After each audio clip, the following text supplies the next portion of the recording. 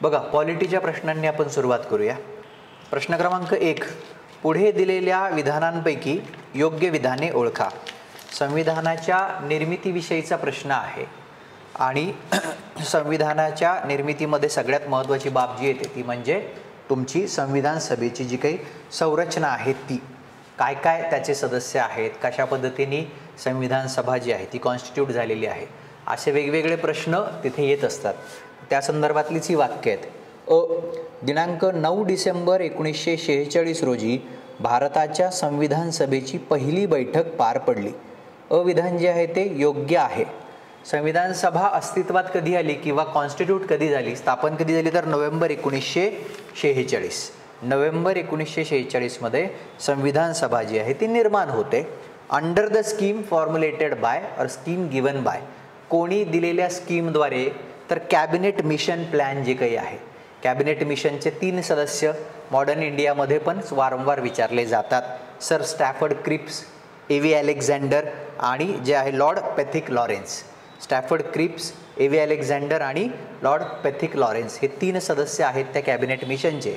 आणि या कॅबिनेट मिशनच्याच स्कीमद्वारे नोव्हेंबर 1946 मध्ये संविधान सभा जी आहे ती निर्माण होते आणि त्याची पहिली बैठक जी आहे ती 9 डिसेंबर 1946 रोजी ती पार पडते. या पहिल्या बैठकीमध्ये मुस्लिम लीग जी काही आहे त्यानं बहिष्कार केला, बॉयकॉट केलेला आहे. का? कारण की पाकिस्तानची मागणी आहे. पहिली बैठक 9 डिसेंबर 1946 रोजी होते. भारताला स्वातंत्र्य मिळतं 15 ऑगस्ट 1947, म्हणजे त्याच्यानंतर जवळपास 8-9 महिन्यांचा कालावधी आहे. पाकिस्तानची ॲक्च्युअल निर्मिती व्हायची आहे. त्यामुळे लीगची जी डिमांड आहे की तुम्ही पाकिस्तानच्या निर्मितीबाबत जर काही करणार नसाल तर आम्ही संविधान सभेमध्ये निवडून जरी आलेलो असलो तरी आता आम्ही बॉयकॉट हे करतो आहोत. केवळ 207 सदस्य, 207, किती सदस्य उपस्थित आहेत? केवळ 207 सदस्य या पहिल्या बैठकीला हजर आहेत. मग आता जर आपण संविधान सभेची संरचना पाहिली, 207 हजर आहेत, मग नेमकं सदस्य आहेत किती, अलॉट किती केले गेलेत? तर ब्रिटिश इंडिया जो आहे त्यावेळी तत्कालीन भारताचे जे राजकीय युनिट आहेत ते 2 आहेत. एक थेट ब्रिटिश पार्लमेंटचा प्रभाव किंवा ब्रिटिश सरकार जिथे आहे तो ब्रिटिश भारत, आणि दुसरा जो आहे तो तुमची संस्थानं, प्रिन्सली स्टेट्स आपण ज्याला म्हणतो. तर 296 सदस्य हे ब्रिटिश इंडियाला अलॉट केले गेले आहेत आणि 93 सदस्य, 93 जर तुम्ही पाहिले तर हे प्रिन्सली स्टेट्सला आहेत. परंतु प्रिन्सली स्टेटचे जे सदस्य आहेत त्यांनी या संविधान सभेपासून दूर राहायचा निर्णय घेतला होता की बाबा आम्हाला अजून क्लॅरिटी नाही, त्यामुळे हे जे 93 आहेत ते काय भरलेच नाही. मग राहिले हे तुमचे 296 जे ब्रिटिश भारतातनं येणार होते. त्याच्यामध्ये मग इंडियन नॅशनल काँग्रेस, भारतीय राष्ट्रीय सभेचे 208 सदस्य आहेत आणि उरलेले 73 सदस्य हे मुस्लिम लीगचे आहेत, प्लस अपक्ष आणि इतर जे काही गट आहेत ते 15 आहेत. सो त्या 296ची विभागणी 208, 73 आणि 15 अशी होते. तर या 296 पैकी मुस्लिम लीगनं बहिष्कार टाकलाय. सो टोटल 207 सदस्य हे पहिल्या बैठकीला हजर आहेत. लक्षात येत आहे? सो विधान करेक्ट आहे आणि त्याच्याविषयी मी दिलेली ही माहिती, ही जी माहिती आहे ना जी त्या वाक्याला पूरक म्हणून येते त्याच्यामध्ये सुद्धा आपले अपेक्षित प्रश्न आहेत. फक्त बऱ्याच लोकांना वाटतं की जर खूप लोक मला आत्ता विचारत आहेत की तुम्ही प्रश्नाच्या खाली डिस्क्रिप्शन का देत नाही आहात, हे म्हणून एक्सप्लेनेशन का देत नाही आहात, डिस्कशनची काय गरज आहे? तर तिथे द्यायला मर्यादा आहेत, तिथे 4-5 ओळी देऊन मर्यादा आहेत.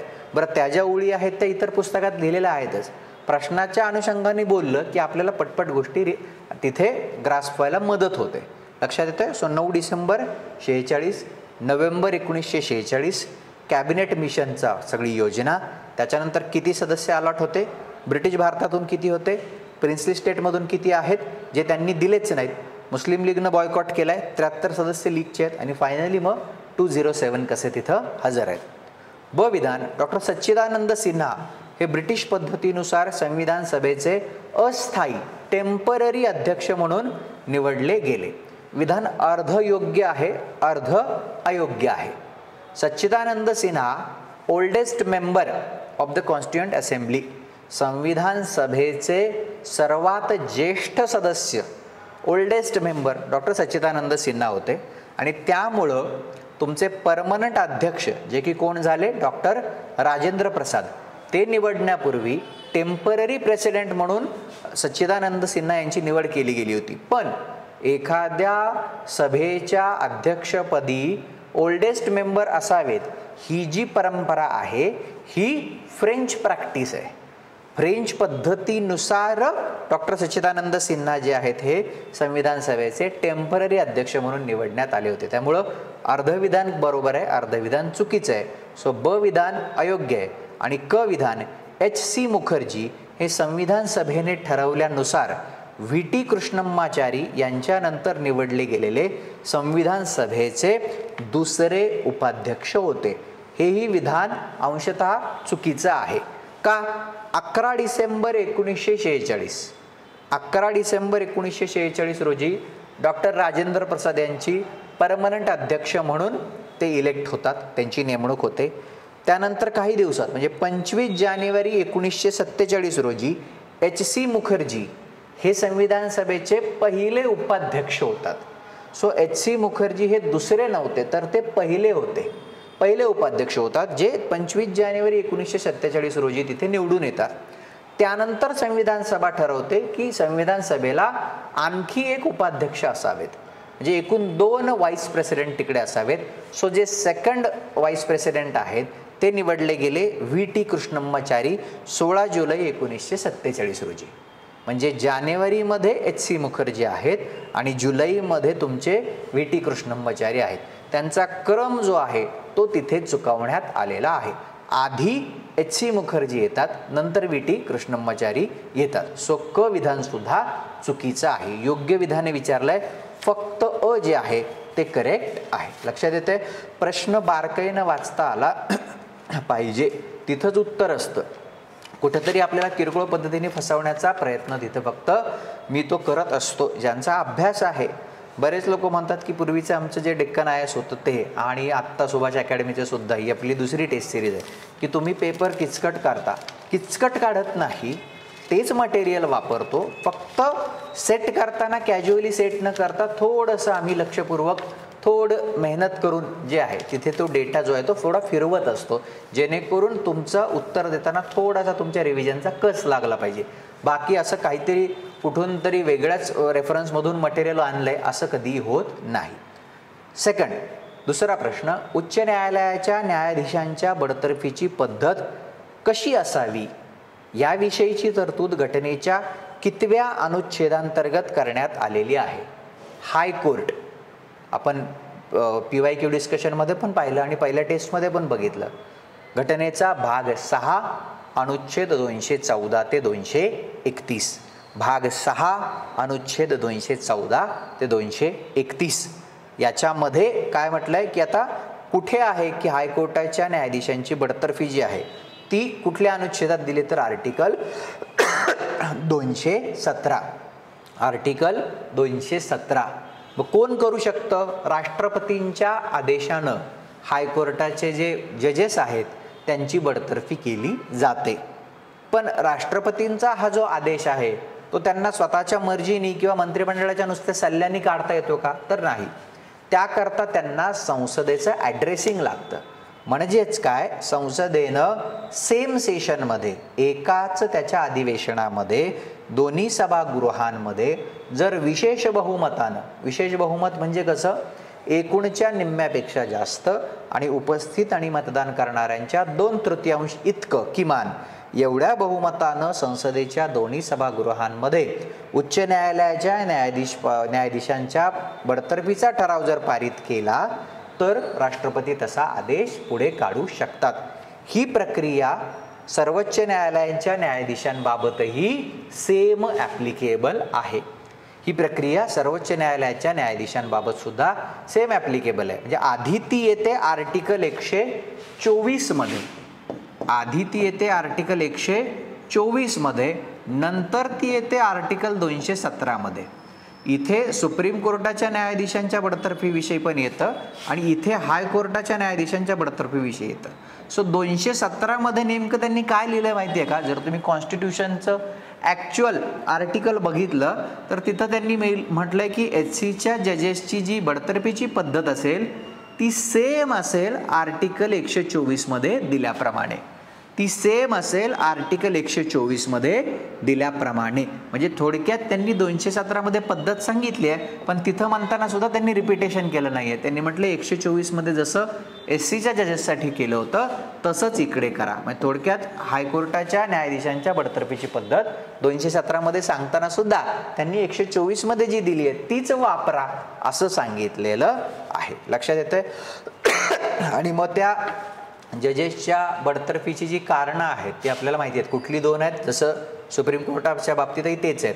मिसबिहेवियर अँड इनकॅपॅसिटी, गैरवर्तणूक किंवा मग अकार्यक्षमता. गैरवर्तणूक किंवा अकार्यक्षमता हे सगळ्या बाबी या प्रश्नांमध्ये येऊ शकतात.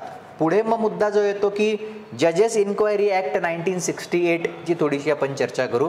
न्यायाधीश चौकशी अधिनियम 1968. न्यायाधीश चौकशी अधिनियम 1968 नुसार या जजेसच्या बडतर्फी करता संसद काय प्रक्रिया फॉलो करेल ह्याविषयीच्या काही तरतुदी या अधिनियमानं दिलेल्या आहेत. काय काय तरतुदी आहेत? मग समजा हायकोर्ट जजेसच्या याच्या संदर्भात जर बोलायचं म्हटलं तर तुमची जी रिमूव्हलची मोशन आहे, हायकोर्ट जजेसच्या बडतर्फीचा जो प्रस्ताव किंवा ठराव आहे तो लोकसभेमध्ये जर तुम्हाला इंट्रोड्यूस करायचा असेल तर किमान 100 सदस्यांची स्वाक्षरी तिकडे लागेल. राज्यसभेमध्ये जर इंट्रोड्यूस करायचा असेल तर किमान 50 सदस्यांची स्वाक्षरी लागेल. प्लस लोकसभेचे सभापती किंवा राज्यसभेचे अध्यक्ष ती मोशन समाविष्ट करायला किंवा इन्क्लूड करून घ्यायला सहमती देतील किंवा न देतील ती त्यांच्या याच्यावर राहील.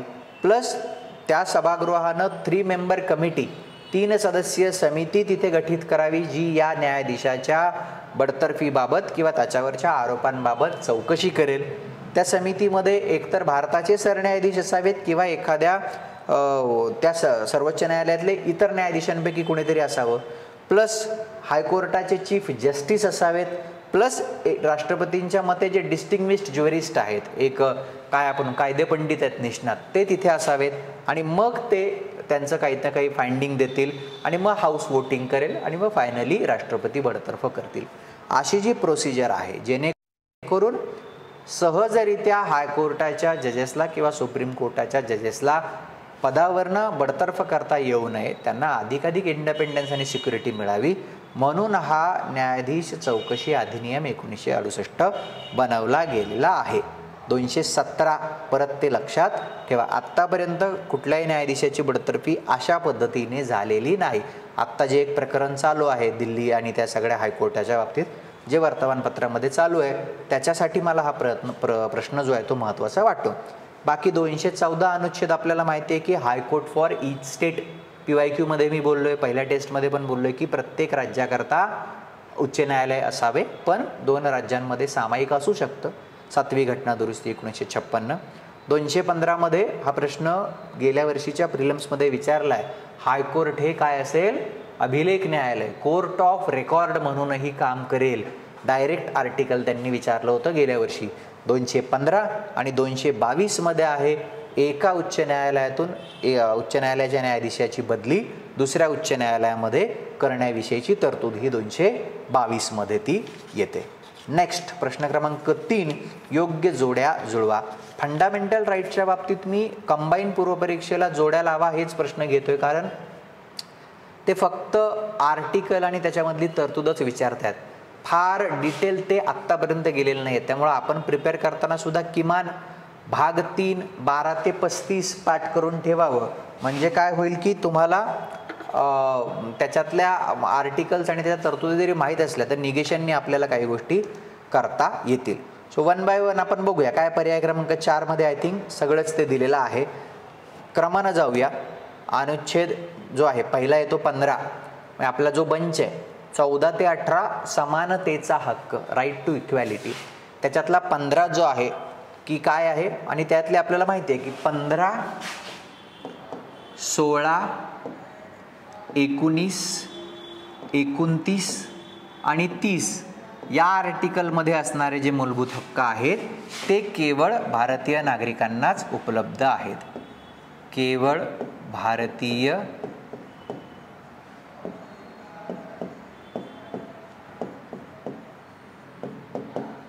कांनाच उपलब्ध. 15, 16, 19 29 आणि 30 त्या बंचमधलं 15 जे काही येतं राईट टू इक्वॅलिटीमधलं दुसरं आर्टिकल प्रोहिबिशन ऑफ डिस्क्रिमिनेशन, की राज्यसंस्था कोणत्याही भारतीय नागरिकांमध्ये किंवा भारतीय नागरिकांच्या बाबतीत काही मुद्द्यांवर ओनली ऑन केवळ या मुद्द्यांवर भेदभाव करू शकत नाही. मग कोणते मुद्दे आहेत ते? रिलिजन धर्म, दुसरा रेस वंश, तिसरा कास्ट जाती, चौथा सेक्स लिंग जे पुरुष आहे स्त्री आहे वॉटेवर, प्लेस ऑफ बर्थ जन्मस्थळ or any of them. Religion, race, caste, sex, place of birth हे सर्व किंवा यापैकी कुठलंही या मुद्द्यांवर राज्यसंस्था भारतीय नागरिकांमध्ये भेदभाव करता येणार नाही.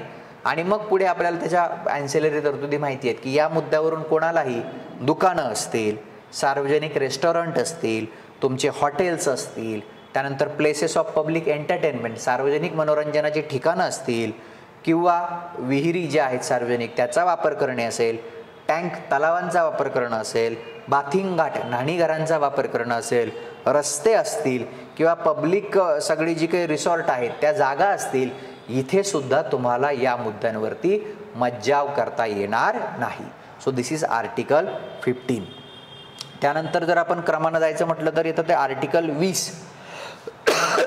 तुमचा 19 ते 22 मध्ये जे येतं, मला जरा खोकल्याचा त्रास होतो आहे काही दिवसांपासून, त्यामुळे मध्ये मध्ये ते तुम्हाला होऊ शकतं, थोडं ते सहन करा. आर्टिकल 20 स्वातंत्र्याचा जो हक्क आहे 19 ते 22 मध्ये जे येतं काय आहे 20 मग protection in respect of conviction for offences, गुन्ह्यांच्या बाबतच्या दोषसिद्धी संबंधीचं संरक्षण, गुन्ह्यांबाबतच्या दोषसिद्धी संबंधीचं संरक्षण. Protection in respect of conviction for offences, protection in respect of conviction for offences. एखादा गुन्हा एखाद्या व्यक्तीने केला आहे तर आता त्या गुन्ह्याला सिद्ध करण्याची जी प्रक्रिया आहे, त्या गुन्ह्याबाबत त्या व्यक्तीला दोषी ठरवण्याविषयीची जी प्रक्रिया आहे त्या संदर्भात व्यक्तींना असलेलं संरक्षण आर्टिकल 20 मध्ये येतं. मग याचे 3 फॅक्टर्स आहेत. काय आहेत आर्टिकल 20चे 3 फॅक्टर? नंबर 1 की जर गुन्हा घडते वेळी ती कृती जर तत्कालीन कायद्यानुसार रिअल टाईममध्ये जर गुन्हा मानली गेली असेल तरच ती व्यक्ती दोषी होईल. म्हणजे आज एखादं कृत्य एखाद्या व्यक्तीच्या हातून होत आहे आणि तुमच्या कायद्याच्या पुस्तकात काय तुमचं सगळे कोड आहेत, क्रिमिनल कोड आहे किंवा इतर काय न्यायसंहिता आहे वगैरे वगैरे, याच्यामध्ये ते कृत्य बेकायदेशीर असेल तरच त्या व्यक्तीला जी काही आहे ती शिक्षा होऊ शकते. भविष्यामध्ये जाऊन तुम्ही असं म्हणू शकत नाही की आज एखाद्याने एक कृत्य केलं, 15 दिवसांनी आपल्याला वाटलं की अरे ह्या कृत्याला आता आजपासून गुन्हा मानायचं आहे, तुम्ही 15 दिवसांनी येऊन रेट्रोस्पेक्टिव्हली मागे येऊन त्या व्यक्तीला शिक्षा देऊ शकत नाही. So this is called as no ex post facto law. No ex post facto लक्षात येत आहे? म्हणजेच काय, प्लस तत्कालीन कायद्यामध्ये जेवढी शिक्षा असेल तेवढीच त्याला ती देता येईल. No ex post facto. Second काय आहे? No double jeopardy. हे तत्व एकाच गुन्ह्याकरता दोनदा शिक्षा देता येणार नाही. एकाच गुन्ह्याकरता दोनदा शिक्षा देता येणार नाही. सी तिसरा जो मुद्दा येतो ABC मध्ये जर आपण पाहिलं, तिसरा मुद्दा येतो की स्वतः विरुद्ध साक्ष देण्याचे बंधन करता येणार नाही. No self incrimination. आता याला काही अपवाद आहेत पण तेवढ्या डिटेल मी आत्ता कंबाईन प्रिलिम्सच्या लेवलवरती जात नाही. स्वतः विरुद्ध साक्ष देण्याचे बंधन नाही. No self incrimination. लक्षात येते? So this is article 20. पुढचं बघूया आर्टिकल 22. म्हणजे तुमच्या 19 ते 22 मधलं स्वातंत्र्याच्या हक्कामधलंच शेवटचं जे 22. Protection against arrest and detention. अटक आणि स्थानबद्धता यापासूनचे संरक्षण. एखाद्या व्यक्तीला अटक जी काही केली जाते त्या अटकेच्या संदर्भात तुम्हाला मिळणारं संरक्षण. अटक जी आहे ही साधारणतः 2 प्रकारची असते. एक प्युनिटिव्ह आणि दुसरं प्रिव्हेंटिव्ह. गुन्हा तुमच्या हातातनं घडल्यानंतर जी दंडात्मक स्थानबद्धता आहे की घडलाय गुन्हा आणि आता याला पकडा. आणि दुसरी असते प्रिव्हेंटिव्ह. आपण ऐकतो की गणेशोत्सवाच्या काळात किंवा इतर काही सणांच्या काळात किंवा स्वातंत्र्य दिनाच्या वेळेला किंवा 26 जानेवारीच्या वेळेला इतर काही महत्त्वाचे इव्हेंट्स असतील, तर त्यावेळेला काही गुन्हेगारी प्रवृत्तीच्या लोकांनाही प्रिव्हेंटिव्ह जी काही आहे ते डिटेंट केलं जातं. म्हणजे प्रतिबंधात्मक स्थानबद्धता किंवा प्रतिबंधात्मक अटक केली जाते की गुन्हा घडण्याचे चान्सेस आहेत यांच्या हातून, म्हणून केली जाणारी अटक. 2 प्रकारची अटक असते. त्याच्यामध्ये काय काय संरक्षणाचे मुद्दे आहेत. सो पहिला मुद्दा येतो की प्युनिटिव्ह डिटेन्शन. काय आहे दंडात्मक स्थानबद्धतेचे? मग काही नियम आहेत. एक म्हणजे त्या व्यक्तीला अटक करताना अटकेची कारणं जी आहेत ती कम्युनिकेट करणे, त्याला त्याच्या लॉयरशी किंवा वकिलाशी सल्ला जो काही आहे तो त्याला घेण्याचा अधिकार असणं, त्याच्यानंतर 24 तासाच्या आतमध्ये त्याला मॅजिस्ट्रेट समोर हजर करणं, त्यानंतर मॅजिस्ट्रेटनं जर परवानगी नाही दिली तर त्याला 24 तासानंतर सोडून द्यावं लागतं. मॅजिस्ट्रेटच्या परवानगीनेच 24 तासानंतर तुम्ही त्याला अटक करू शकता.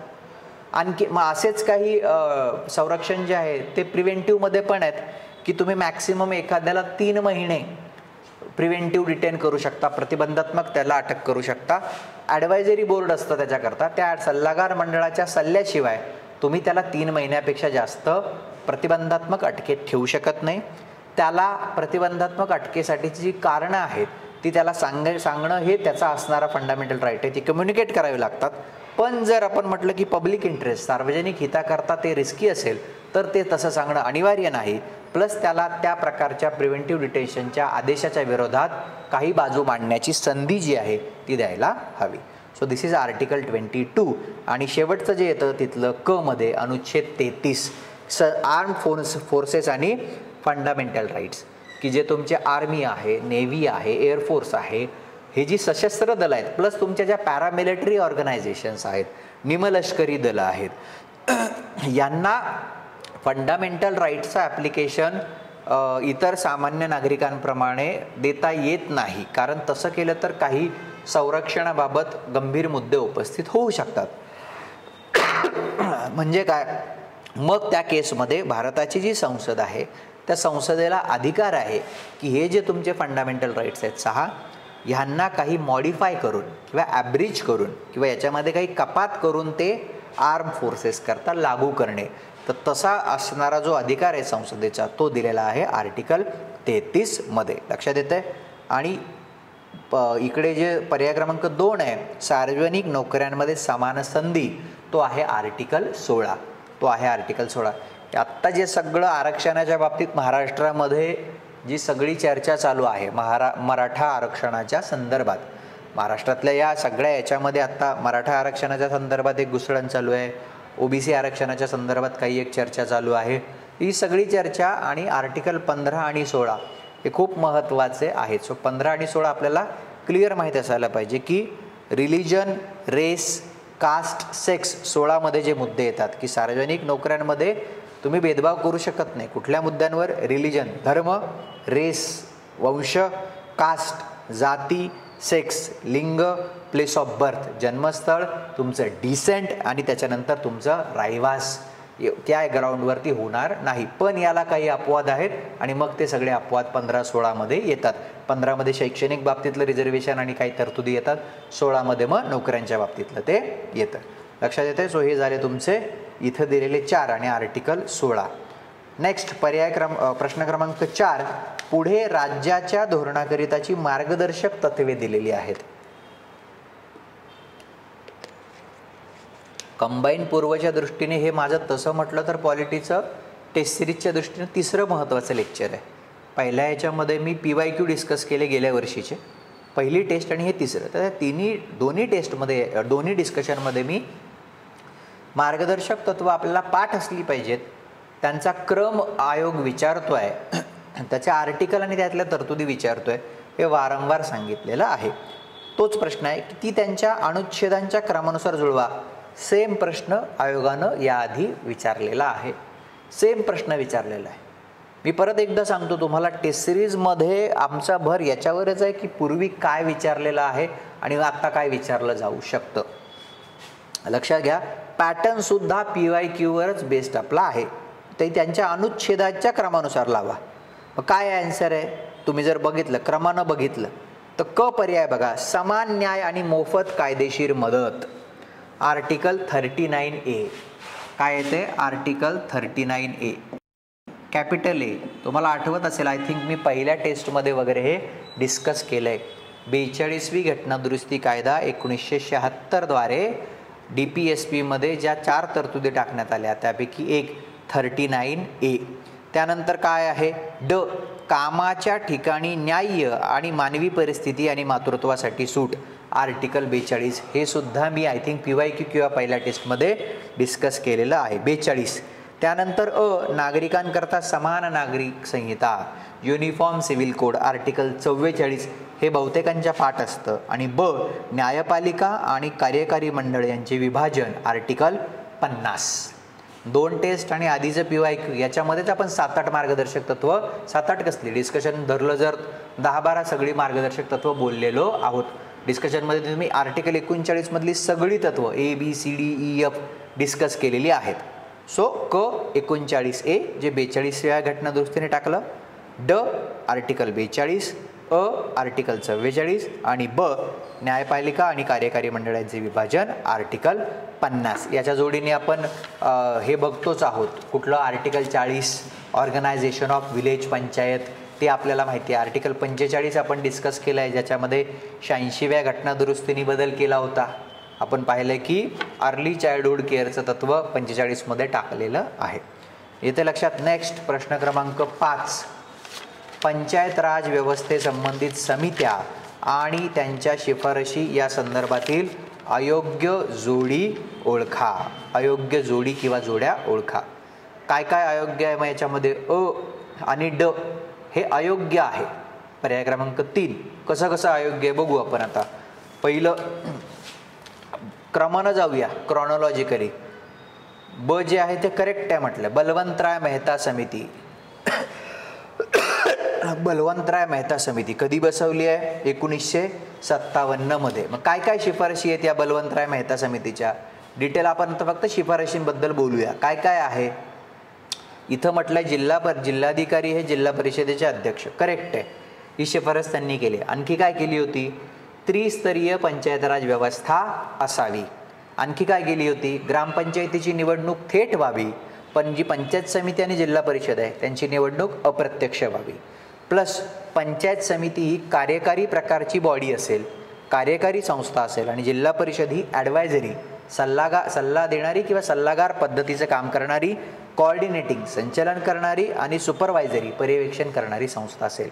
या 4 शिफारशी बलवंतराय मेहता समितीने केलेल्या आहेत. सो ब जे आहे ते करेक्ट आहे. पुढची याच्यामध्ये कुठली येते अशोक मेहता समिती 1977 जनता पार्टीने जी बसवलेली आहे ती. तिथं जे आहे पहिलं विधान अविधान चुकीचं दिलं आहे. काय शिफारस केली अशोक मेहतानी तर त्रिस्तरीय नाही, त्यांनी 2 टियर द्विस्तरीय पंचायत राज व्यवस्था स्थापन करावी असं म्हटलेलं आहे. काय कारण वरती जे आहे जिल्ह्याच्या पातळीवर जिल्हा परिषद आणि खाली खेड्यांच्या समूहासाठी जिथे 15 ते 20 हजार तुमची लोकसंख्या असेल त्यांच्याकरता मंडल पंचायत. 2च स्तर अशोक मेहता समितीने दिलेले आहेत. आणि त्यांनी काय म्हटलं जिल्हा परिषद ही एक्झिक्युटिव्ह बॉडी आहे. मला वाटतं मी जी आपली पॉलिटी रिव्हिजन बॅच चालू झाली आहे त्याचे लेक्चर पण यूट्यूबवर आलेले असतील तर तिथं पण हे खूप डिटेल डिस्कस केलेलं आहे. सगळ्या समित्या आणि आर्टिकल्स तिकडे घेतलेले आहेत, ते फ्री आहेत, ओपन आहेत, यूट्यूबवर तुम्ही बघू शकता. तिथे खूप डिटेल बोललं. जिल्हा परिषद ही एक्झिक्युटिव्ह बॉडी असावी, राजकीय पक्षांना ऑफिशियल तिकडे रिप्रेझेंटेशन असावं, पंचायत राज खात्याचा मंत्री असावा, SC ST schedule caste schedule tribe यांना आरक्षण असावं, अशा अनेक महत्त्वाच्या शिफारशी अशोक मेहता समितीने केलेल्या आहेत. फक्त ते त्रिस्तरीय नसून द्विस्तरीय असं आहे. ड मध्ये बघा LM सिंघवी क्रॉनॉलॉजिकली मध्ये GVK राव समिती येते 1985ला आणि त्यानंतर LM सिंघवी 1986ला राजीव गांधी यांच्या शासन काळात. ते पण इथं चुकीचं दिलंय की न्याय पंचायती ज्या आहेत ही प्रत्येक खेड्यात असं म्हटलंय तर त्यांनी प्रत्येक खेड्यात नाही म्हटलं, खेड्यांच्या गटासाठी न्यायपंचायती असाव्यात असं LM सिंघवी समितीने स्पष्ट म्हटलेलं आहे. खेड्यांच्या गटासाठी प्रत्येक खेड्यात असं म्हटलेलं नाही. प्लस त्यांनी कॉन्स्टिट्युशनल रेकग्निशन द्यावं असंही ते म्हटलेलं आहे. आणि शेवटची जी येते क्रॉनॉलॉजिकली ती म्हणजे गाडगीळ समिती 1988ला VN गाडगीळ यांच्या अध्यक्षतेखाली बसवलेली समिती. तिथे त्यांनी काय म्हटलंय की घटनात्मक दर्जा द्यावा राज्य निवडणूक आयोग स्थापन करावा, राज्य वित्त आयोग स्थापन करावा, टर्म जी आहे ती 5 वर्षाची आहे ती ठेवावी आणि त्रिस्तरीय जे काही आहे ते त्याची संरचना असावी आणि सर्व सदस्यांच्या निवडणुका या थेट पद्धतीने व्हाव्यात. लक्षात येतंय. सो अ आणि ड जे आहे ते विधान किंवा ती जी जोडी आहे ती चुकीची आहे. नेक्स्ट प्रश्न क्रमांक 6. भारतीय संविधानाच्या अनुच्छेद 165 मध्ये advocate general of the state PYQ discussion यूट्यूबवर आहे. या पदाची तरतूद आहे त्याविषयीची योग्य विधाने ओळखा. परत जर आपल्याला पटकन रिवाईज करायचं म्हटलं, आर्टिकल 165 राज्याचा महाधिवक्ता, नेमणूक काय आहे राज्यपालांकडून, राज्याचा सर्वोच्च कायदा अधिकारी प्लस काय त्या पदाचा पदावधी किंवा टर्म घटनेमध्ये दिलेली नाही, राज्यपालांच्या मर्जीवरती त्यांचा अवधी अवलंबून असतो, त्यांच्या बडतर्फीची कोणतीही कारणे घटनेमध्ये दिलेली नाहीत आणि तिकडे सेम जे आहे ते 76 द्वारे अटर्नी जनरल ऑफ इंडियाला लागू होतं. राज्यपालांच्या ऐवजी तिकडे राष्ट्रपती जे आहेत ते सगळं करत असतात. काय अविधान, त्यांची नेमणूक राज्यपालांकडून होते तसेच ते आपला राजीनामाही त्यांच्याकडे देतात. अविधान करेक्ट आहे. थोडासा माझा आवाज जो आहे तो खोकल्यामुळे बदलतोय तर तेवढं जरा फक्त ॲडजस्ट करा. अविधान करेक्ट आहे. ब त्यांचा पदावधी 5 वर्षे इतका घटनेत दिलेला आहे. आपण आत्ताच म्हटलो की त्यांची टर्म घटनेमध्ये स्पेसिफायच केलेली नाही आहे. क त्यांच्या बडतर्फीची कारणे आणि प्रक्रिया घटनेत दिलेली नाही. क विधान करेक्ट आहे. There is no procedure given in the constitution for advocate generals removal, ती दिलेलीच नाही आहे. ते सगळं राज्यपालांच्या मर्जीवर आहे, ते काढू शकतात त्यांना कधी. आणि ड विधान ते मात्र चुकीचं दिले. आर्टिकल 194 मधील तरतुदीनुसार त्यांना राज्य विधिमंडळात बोलण्याचा अधिकार प्राप्त झालेला आहे. विधान चूक आहे. राज्य विधिमंडळात बोलण्याचा, उपस्थित राहण्याचा, त्याच्या समित्यांमध्ये उपस्थित राहण्याचा अधिकार त्यांना मिळतो आर्टिकल 177 नुसार. हे सुद्धा मी PYQ मध्ये घेतलेलं आहे. आणि 194 मध्ये त्यांना जे मिळतं ते त्या राज्य विधिमंडळाचे असणारे जे विशेषाधिकार आहेत. विशेषाधिकार म्हणजे तुम्ही तिथे काहीही बोललात तरी तुमच्यावर जी काही कारवाई आहे कायदेशीर ती होत नाही वगैरे वगैरे, ते 194 मध्ये आहे. सो 177 मध्ये त्यांना तिथं उपस्थित राहण्याचा आणि बोलण्याचा अधिकार आहे, मतदान करण्याचा नाही आहे. 194 मध्ये त्यांना तिथले प्रिव्हिलेजेस आहे. सो इथं 177 असं ते असायला पाहिजे होतं. आणि सेम जर आपण तिकडं बघितलं तर याला पॅरलल 88 तिकडे येतं आणि याला पॅरलल 105 तिकडे येतं. तिकडे म्हणजे कुठे, अटर्नी जनरल ऑफ इंडिया EGIच्या पदाच्या संदर्भात. ऑलरेडी आपण PYQ मध्ये हे डिस्कस केलेलं आहे. नेक्स्ट प्रश्न क्रमांक 7. राज्य विधिमंडळाविषयीच्या तरतुदी घटनेच्या कितव्या अनुच्छेदांदरम्यान करण्यात आलेल्या आहेत? उत्तर आहे यापैकी नाही. उत्तर आहे यापैकी नाही. कुठे दिलं आहे PYQ मध्ये? मी प्रत्येक याच्यामध्ये सगळ्यांच्या तरतुदी कुठे दिल्यात हे डिस्कस केलेलं होतं. काय आहे? भाग 6. पर्यायांमध्ये कुठेही भाग 6 नाही.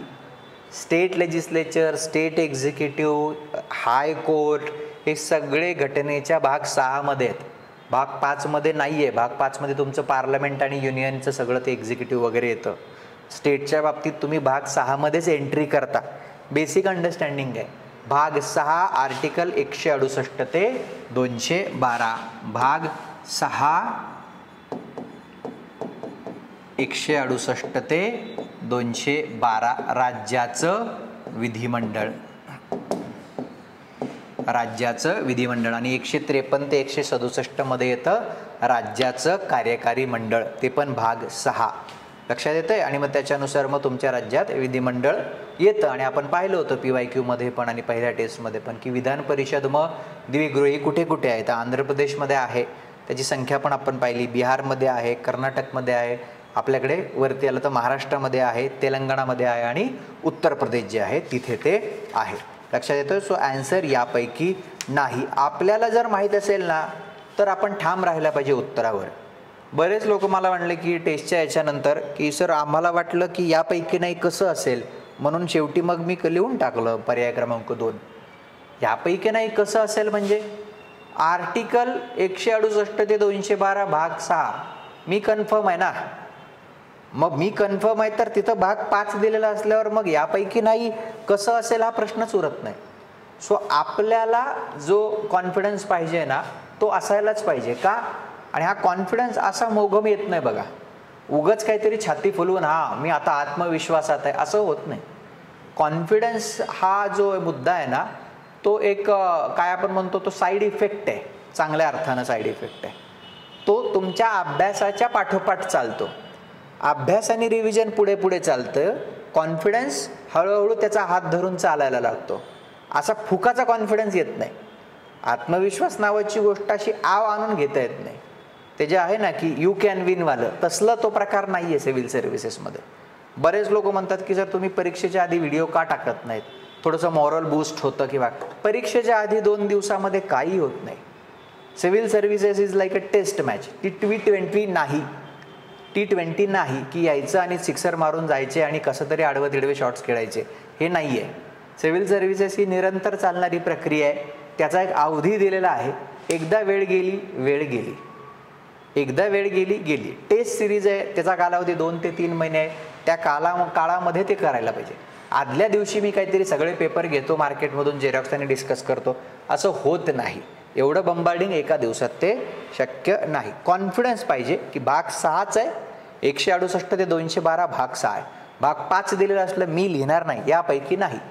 आणि जर तिथे यापैकी नाही पर्याय नसता, भाग 5चा आणखी एक काही पर्याय चुकून पडला असता तर प्रश्न कॅन्सल व्हायला पाहिजे, हॅश यायला पाहिजे. एवढा कॉन्फिडन्स आपल्याला तो असायला पाहिजे. नेक्स्ट प्रश्न क्रमांक 8. राज्य विधिमंडळासंदर्भात धनविधेयकाची व्याख्या घटनेच्या कितव्या अनुच्छेदांतर्गत देण्यात आली आहे? धनविधेयकाची व्याख्या राज्याच्या विधिमंडळासंदर्भात काय आर्टिकल? आर्टिकल 199 199. आणि जर तुम्ही संसदेच्या संदर्भात धनविधेयकाची व्याख्या विचारली असती तर ती होती आर्टिकल 110. आर्टिकल 110. म्हणजे हा प्रश्न जो आहे हा वरच्या प्रश्नाशी पण रिलेटेड आहे ना. जर आपल्याला हे माहीत असेल की राज्य विधिमंडळाचे आर्टिकल 168 ते 212 आहेत तर त्या बंचमध्येच कुठेतरी ते पाहिजे. 110 असायचं कारणच येत नाही. 110 संसदेच्या संदर्भात धनविधेयकाची व्याख्या ते आहे. लक्षात येतंय? अनुच्छेद 200 काय आहे तिकडे? 200 काय आहे? राज्यपालांनी विधेयकाला संमती देण्यासंबंधी जे आहे असेंट टू बिल्स त्या संबंधीची तरतूद 200 मध्ये आहे. आणि जर आपण पाहिलं 198 मध्ये काय आहे तर धनविधेयकाला पारित करण्याची जी एक विशेष प्रक्रिया आहे ती प्रक्रिया आर्टिकल 198 मध्ये दिलेली आहे. आणि मग त्या 199 मध्ये साधारण त्यांनी ABCDEFG करून कोणकोणत्या मुद्द्यांवर जर तुम्ही विधेयक मांडलं तर त्याला धनविधेयक म्हणतात हे डिटेल दिलेलं आहे. उदाहरणार्थ राज्याकडून टॅक्सेस लावणे, रद्द करणे, त्या टॅक्सेसमध्ये सूट देणे, त्या टॅक्सेसमध्ये अल्टरेशन करणे किंवा त्या टॅक्सेसचे रेग्युलेशन करणे यासंबंधी काही कायदा असेल तर त्याला धनविधेयक म्हणावं अशी एक तरतूद आहे. त्यानंतर तुम्ही जे कर्ज म्हणून पैसा घेता, बॉरोविंग ऑफ मनी, त्याचं काही रेग्युलेशन संदर्भात तुम्ही कायदा करत असाल तर त्याला धनविधेयक म्हणावं. किंवा गिव्हिंग एनी गॅरंटी, तुम्ही काही हमी देत असाल त्या संदर्भात तर त्याला धनविधेयक म्हणावं. किंवा कस्टडी ऑफ कॉन्सॉलिडेटेड फंड, तुमचा जो संचित निधी आहे त्याच्या कस्टडीविषयी तुम्ही काही करत असाल, किंवा कॉन्टिंजन्सी फंड, आपत्कालीन निधीविषयी काही तुम्ही कस्टडीचा बदल करत असाल तर त्याच्या, किंवा कन्सॉलिडेटेड फंडमध्ये जे काही आहे पैसा टाकणे किंवा त्याच्यातनं पेमेंट्स काढणे इत्यादी इत्यादी अशा 7-8 तरतुदी ज्या आहेत त्या धनविधेयकाच्या व्याख्येमध्ये येतात. अजून तरी इतक्या डिटेल ते पर्टिक्युलर विचारतील असं मला वाटत नाही. तरी ह्या 3-4 किमान लक्षात ठेवायला पाहिजे की ह्या ज्या मी आत्ता बोललो, किंवा कन्सॉलिडेटेड फंडमधला जो पैसा आहे त्याचं अप्रोप्रिएशन करणे, संचित निधी जो आहे राज्याचा त्याचं विनियोजन करणे यासंबंधी काही असेल तर ते पण धनविधेयकामध्ये जातं. आणि अल्टिमेटली जर वाद निर्माण झाला की कोण सांगेल की हे धनविधेयक आहे की नाही, तर विधानसभेचे जे सभापती आहेत, घटक राज्याच्या संदर्भात बोलतोय, ते फायनल ऑथॉरिटी असतील जे ठरवतील हे धनविधेयक आहे की नाही हे ठरवायला. येते लक्षात? नेक्स्ट प्रश्न क्रमांक 9. भारताच्या निवडणूक आयोगाशी संबंधित योग्य विधाने निवडा. आर्टिकल 324 हे पण आर्टिकल डिटेल डिस्कस केलंय मी.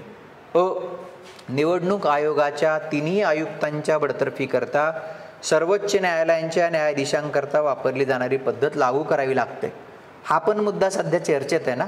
चालू घडामोडी आता हे कंबाईनसाठी ठीक आहे, पण बरेचसे लोक कंबाईन आणि आता पुढे येणाऱ्या लेखनाच्या पद्धतीतली राज्यसेवा करणार आहेत.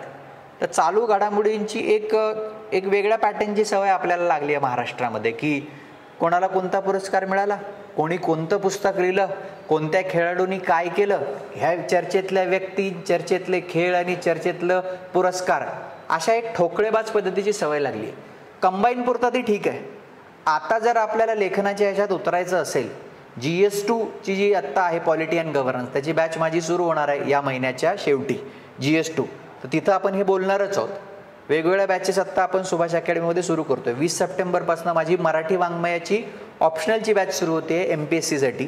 प्लस या महिन्याच्या शेवटी माझी एसे रायटिंगची जी बॅच आहे ती सुरू होते. प्लस तुमच्या GS2 जो आहे 250 मार्काचा, तो आपण सुरू करतोय. आणि पुढे मला वेळ जसं मिळेल तसं GS1 मधलं हिस्ट्री आणि सोशल इश्यूजची पण एक बॅच आपण सुरू करणार आहोत. हळूहळू इथिक्स आणि हे जसं वेळ मिळेल तसं. तर त्या केसमध्ये आपल्याला करंटचा अभ्यास करताना थोडंसं ओपन राहावं लागेल. मग आता अविधान का टाकलंय?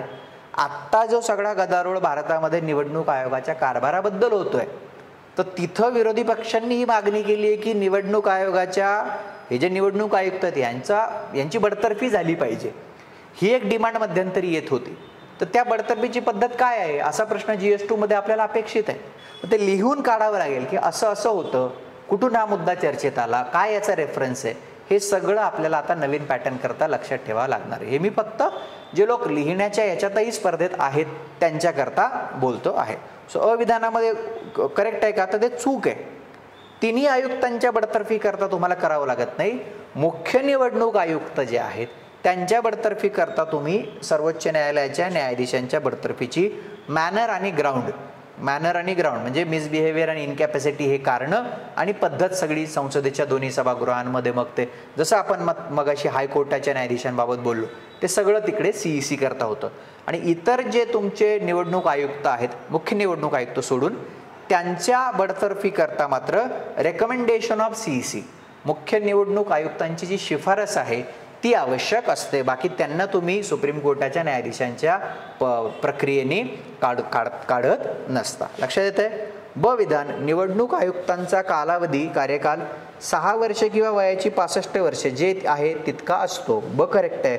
आणि निवडणूक आयोगाची सदस्य संख्या ठरवण्याचा अधिकार राष्ट्रपतींना असतो. ब आणि क आपण ऑलरेडी हे डिस्कस केलं आहे की नेमणूक राष्ट्रपती करतात, संख्या ठरवण्याचा अधिकार जो आहे तो राष्ट्रपतींना असतो. आणि एक इलेक्शन कमिशन ऍक्ट 1991 संसदेने या संदर्भात केला. आपण आर्टिकल बघितले होते बघा, आर्टिकल 327, आर्टिकल 328, संसदेला कायदे करण्याचे अधिकार जे आहेत ते.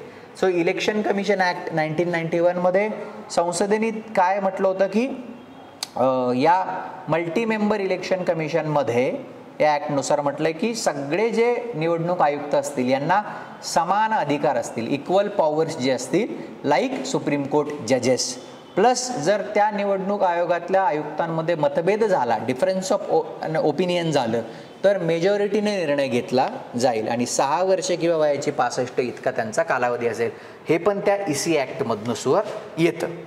नेक्स्ट प्रश्न क्रमांक 10, पंचायतींचे अधिकार आणि जबाबदाऱ्या ह्यांच्याविषयीच्या तरतुदी घटनेच्या कितव्या अनुच्छेदांतर्गत समाविष्ट करण्यात आल्या? मला वाटतं मी काल परवाच ते एक यूट्यूबला माझा आलंय, 243 ते 243 ओ भाग जो काही आहे तुमचा सगळा.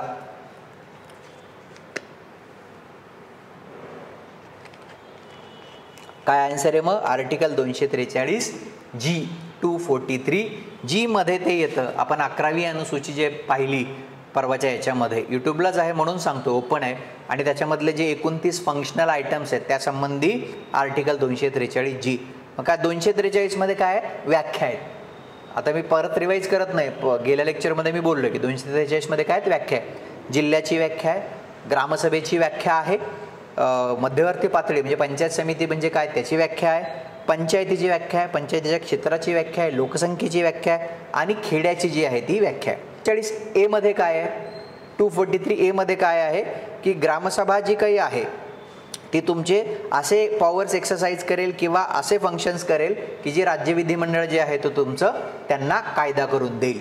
243B मध्ये काय आहे? 243B पंचायतींची स्थापना. पंचायती कॉन्स्टिट्यूट करणे. 243C मध्ये काय आहे? पंचायतींची संरचना. 243D मध्ये काय आहे? तुमचं आरक्षण. 243E मध्ये काय आहे? पंचायतींचा कालावधी की 5 वर्षांनी वगैरे. 243F मध्ये काय आहे? डिस्क्वालिफिकेशन, अपात्रता. आणि 243G जो आपला प्रश्न विचारलाय, powers, authorities and responsibilities of panchayat. पंचायती संस्थांचे अधिकार, पंचायती संस्थांची ऑथॉरिटी आणि पंचायती संस्थांच्या जबाबदाऱ्या या संदर्भात राज्य विधिमंडळ कायदा करून तो निर्णय घेईल. 243H मध्ये काय आहे? त्यांना कर लावण्याचा अधिकार. आय मध्ये आहे राज्य वित्त आयोग. आणि 243J मध्ये आहे तुमचं ऑडिट. लक्षात येतंय? आणि 243K जे तुमचं इलेक्शन्स किंवा इलेक्शन कमिशन. एवढे परत आपण किमान रिवाइज ते केले पाहिजेत. प्रश्न क्रमांक 11 बघूया. भारतीय संविधानातील कोणती वैशिष्ट्ये अमेरिकन घटनेपासून प्रेरित नाहीत? काय आपण घेतलेलं नाहीये? म्हणजे आपल्याला नेहमी तो प्रश्न येतो की ब्रिटिश कॉन्स्टिट्यूशनपासून काय घेतलं, US कडून काय घेतलं, फ्रेंचांकडून काय घेतलं, जपानकडून काय घेतलं, कॅनडाकडून काय घेतलं, ऑस्ट्रेलियाकडून काय घेतलं. ते वेगवेगळ्या आणखी 2-3 टेस्टमध्ये आपण ते प्रश्न टाकूया. इथं मग अमेरिकेबाबत आपण बोलूया काय काय घेतलंय. सो फंडामेंटल राईट, मूलभूत हक्क अमेरिकेकडून घेतलेत. ज्युडिशियल रिव्ह्यू, न्यायिक पुनर्विलोकन आपण घेतलेलं आहे. सो अ आणि ई घेतलंय. ब, क आणि ड जे आहे ते घेतलेलं नाही. अमेरिकेकडून आणखी काय काय आहे? फंडामेंटल राईट आहेत, न्यायिक पुनर्विलोकन आहे, इंडिपेंडन्स ऑफ ज्युडिशरी, न्यायालयांचं जे स्वातंत्र्य आहे ते तिकडून घेतलंय. त्यानंतर तुमच्या सुप्रीम कोर्ट आणि हायकोर्ट जजेसचं जे बडतर्फीची पद्धत आहे ती तिकडून घेतली. आणि भारताचे जे उपराष्ट्रपती आहेत त्यांचं जे ऑफिस आहे ते सुद्धा अमेरिकन जे काही त्यांचे जे व्हाईस प्रेसिडेंट आहे त्याच्यावरती ते बेस आहे.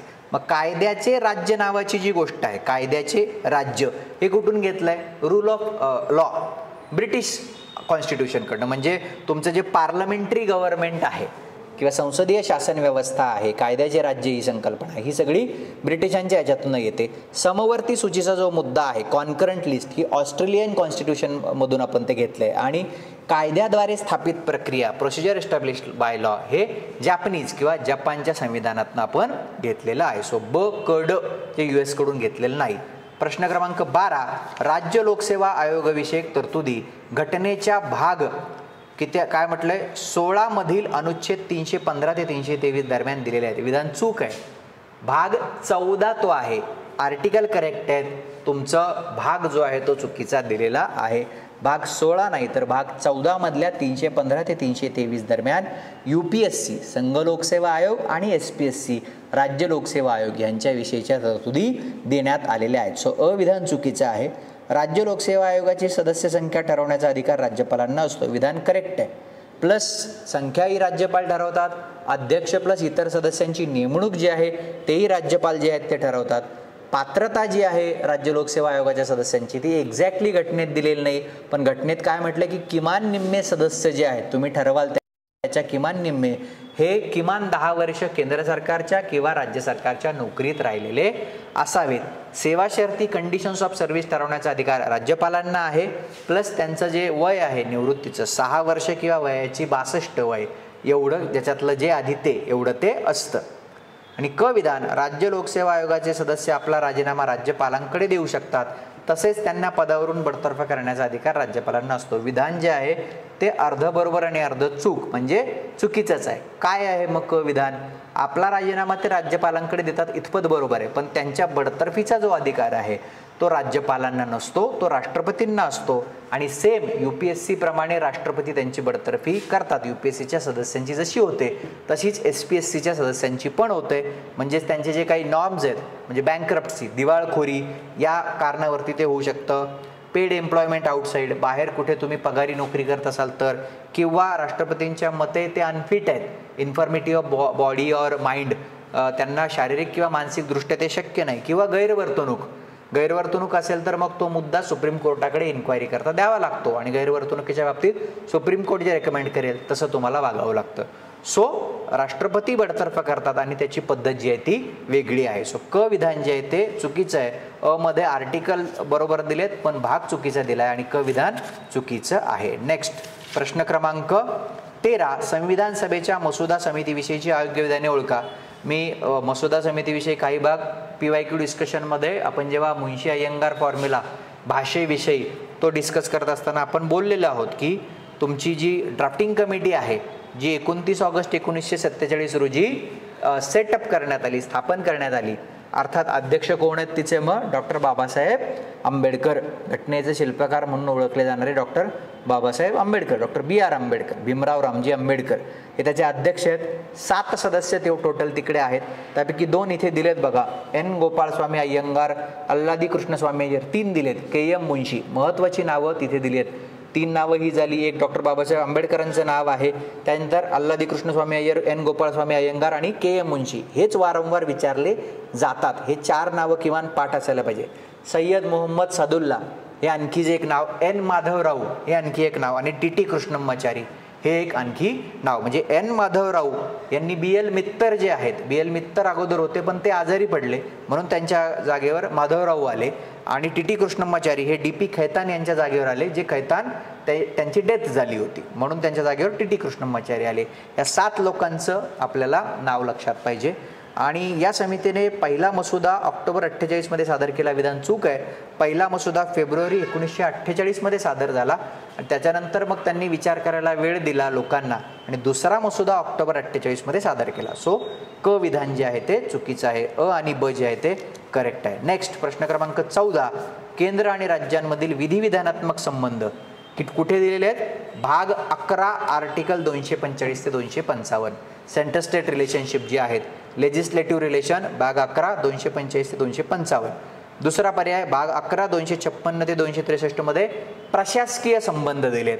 आणि तिसरा जो काही पर्याय आहे भाग 12 268 ते 293 त्याच्यामध्ये फिनान्शियल रिलेशन म्हणजे वित्तीय संबंध आहेत. पहिल्या पर्यायात तुमचे विधिविधानात्मक, दुसऱ्या पर्यायात तुमचे प्रशासकीय आणि तिसऱ्या पर्यायामध्ये तो तुमचे फिनान्शियल रिलेशन. चौथा पर्याय चुकून तिथे तो सेम टाईप झालाय पहिला, पण हरकत नाही, त्याने काही आपल्या आन्सरमध्ये फरक पडत नाही. प्रश्न क्रमांक 15, पुढीलपैकी कोणत्या तरतुदींमध्ये बदल करण्याकरता किमान निम्म्या राज्यांची संमती आवश्यक असते? आपल्याला माहिती आहे की भाग 20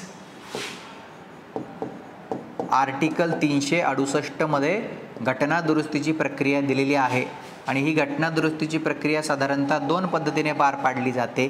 संसदेच्या दोन्ही सभागृहांमध्ये विशेष बहुमत करून एक प्रकारची घटना दुरुस्ती होते आणि दुसऱ्या प्रकारची जी घटना दुरुस्ती असते जिथे संसदेच्या दोन्ही सभागृहांमध्ये विशेष बहुमत आवश्यक तर असतंच, परंतु त्याचबरोबर किमान निम्म्या राज्यांची संमतीसुद्धा आवश्यक असते.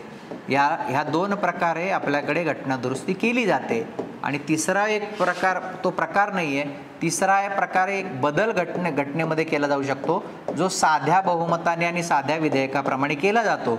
त्या बदलाला मात्र घटना दुरुस्ती म्हणत नाही. उदाहरणार्थ तुमच्या राज्यांची निर्मिती किंवा त्याच्यामधले चेंजेस, ह्या ज्या 2 गोष्टी आहेत जिथे संसदेतल्या दोन्ही सभागृहात विशेष बहुमतानं घटना दुरुस्ती केली जाते, किंवा जी फेडरल तत्व आहेत, जी तुमची संघराज्यात्मक तत्व आहेत त्याच्यामध्ये चेंजेस करायचे असतील तर तुम्हाला विशेष बहुमतासोबत किमान निम्म्या राज्यांची संमती लागते.